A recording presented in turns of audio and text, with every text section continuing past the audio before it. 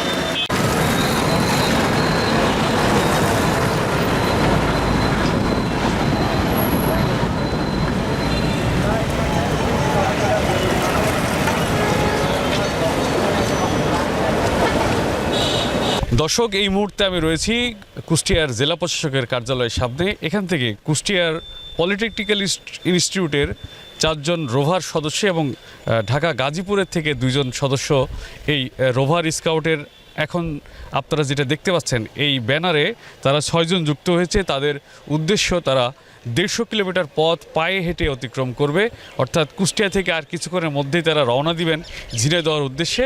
তারপরে তারা সেখানে রাত্রি যাপন করবেন এবং নিরাপত্তার ব্যাপারে স্থানীয় তারা যেসব জায়গাতে অবস্থান করবেন সেই সব জায়গার জেলা প্রশাসক এবং সংশ্লিষ্ট কর্মকর্তাদের সাথে তারা পূর্বেই যোগাযোগ করেছেন।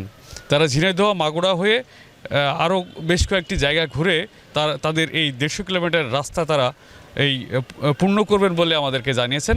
তাদের সাথে আমরা একটু কথা বলে জানতে চাই তারা কি পদক্ষেপ এবং কি উদ্দেশ্যে এই বিষয়টি তারা পালন করছেন বা এই উদ্যোগটি তারা নিয়েছেন। তাদের যে রোভারের একটা নির্দিষ্ট প্রোগ্রাম আছে, এই প্রোগ্রাম বাস্তবায়নের লক্ষ্যে আমরা বর্তমানে প্রশিক্ষণ স্তরে রোভার, এই প্রশিক্ষণ স্তরে একটা নির্দিষ্ট প্রোগ্রাম আছে পরিভ্রমণ করলে একটা স্বীকৃতি স্বরূপ আমাদের একটা ব্যাচ প্রদান করা হয় এবং আমাদের রোভার স্কাউটের যে সর্বোচ্চ award presidents rover scout award, এই অ্যাওয়ার্ডটা অর্জন করতে হলে প্রোগ্রাম সম্পূর্ণ করতে হয়। সেই প্রোগ্রাম সম্পূর্ণ করে আমরা প্রেসিডেন্ট রোভার স্কাউট অ্যাওয়ার্ড অর্জনের জন্যই এই পরিভ্রমণটা করতে যাচ্ছি। এই 150 কিলোমিটার পথ পরিভ্রমণে তারা প্রত্যেকেই একটি করে গুরুত্বপূর্ণ মেসেজ বহন করছে।